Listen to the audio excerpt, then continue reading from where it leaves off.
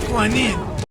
As time goes by, it seems like I'm always on a continuous journey to try and make a convenient mod list that overhauls Skyrim's combat without being too flashy and far from the original experience. I know that we can define that original experience as playing darts with a spaghetti, which is kinda like my first sexual experience, but it has its charms and I usually don't try and stray far away from that with mods I install. So boys and girls, without further ado, this is what I use.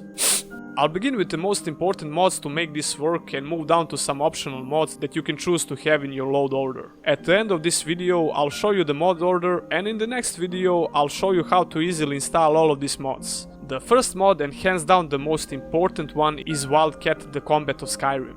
Now, after a couple of years of using this mod and comparing it to similar mods, I can without a doubt say that FNIS is god amongst men. This mod has everything you need to change the core of what was wrong with vanilla combat, on top with some clever new features. It's highly customizable in mod menu, light on the script load, and you can drop it in your existing save game. It speeds up the combat by changing the damage you inflict and receive. I found that master difficulty works best for me, but you can experiment all you like to see what is suitable for you. One of those new features for combat I mentioned is called Attacks of Opportunity, which adds bonuses and penalties in certain situations. For example, actors take 25% more damage if you hit them while they are pulling the bow.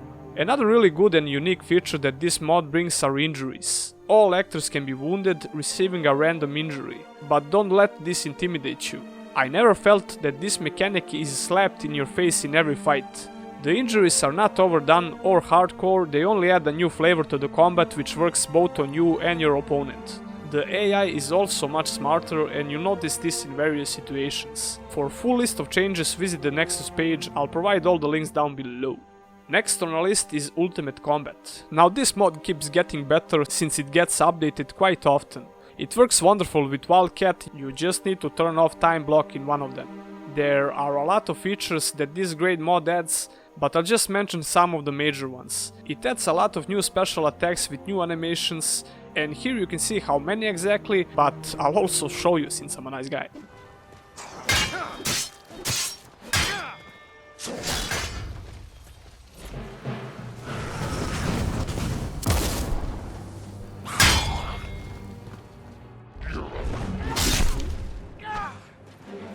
This is the end for you. Another great feature of this mod is Poise. It adopts the same philosophy of Dark Souls games pretty much, and it's related to bash, power attacks and bow attacks only, so it's not overused and annoying. The next mod is a big one actually. It's called Omega the Modroll Gameplay Overhaul. It combines several mods into one in order to save on ESPs while removing conflicts. And that's a short description. To call this a mod would be a big understatement. But the version I'm using here is combining a couple of mods I found really important for combat and gameplay in general. This version is called Omega AIO.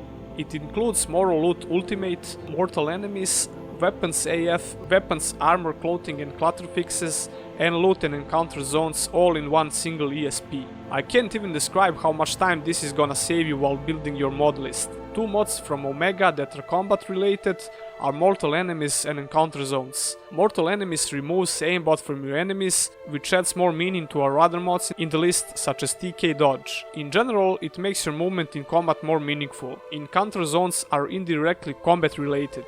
The short description would be it gives enemies appropriate level according to their type, so vampires, ghosts, giants, etc. will be the mobs with highest level. It de-levels the world in a way, but not completely. If you don't want to use some of these mods that are not combat related, I suggest you download Mortal Enemies and maybe Encounter Zones separately. Next two mods on our list are from the author of Ultimate Combat. We have TK Dodge and TK HitStop. Now this TK dude deserves to be celebrated as new religion. I swear man, I probably would not play Skyrim anymore if not for his mods. He worked really hard to improve this dodge animation with each version of the mod. I prefer to use the side step since it's more practical in my opinion, but you're free to use the roll if that's what you prefer. Enemies will also do the same, which is really cool and annoying at the same time. decayed HitStop adds a camera effect when you hit someone, which adds weight on your hits. The next one on the list is called 3PCO, and it's a third-person camera overhaul mod. Instead of being static like in vanilla game, it adds this smooth follow effect like in similar modern AAA games. It makes our dodges more satisfying and the feel of the combat in general. Simple lock-on mod fits right in between these mods we mentioned above, especially the camera overhaul. With the feeling when you lock on someone and move your character, it's almost like you're playing Skyrim Remaster or something. Don't give them ideas for another Skyrim release, for God's sakes, dude. I'm also using Reticle Replacer to make it look like a diamond. Forest New Idols is a base for our animation mods, realistic animation project movement, which makes your character actually move and run like a person, FNIS PCEA2 player exclusive animations. It adds new presets of animations that you can turn on or off in your MCM menu. You can try all of them to see what suits you, but I'm only using the one for the movement that I mentioned above. Feel free to experiment, you can make some nice combinations to fit your style or even roleplay. Beasty Greatsword is the mod that replaces all of your Greatsword animations in the game, and it's not FNIS related. In order to use this mod, you need to convert it yourself from Oldrim, since there is no official version for Skyrim Special Edition. It requires some time, but it's not that hard, and I'll leave the guide link in the description. I really love this mod, and it's one of my personal favorites when it comes to animations. The next mod in our list is Ordinator Perks of Skyrim. Another massive mod from FNIS, and this one overhauls the perk tree, a must-have mod in my opinion. And highly optional mod on the list is floating damage. It just adds floaty damage numbers on hits, different color for every type of damage. It's pretty neat if you like this kind of features, but if you want to keep your game immersive, you probably won't use this. Now I'll show you my load order for these mods. Most of the mods will be sorted correctly by running loot, but after you do that, some tweaking is needed to get all of this to work together.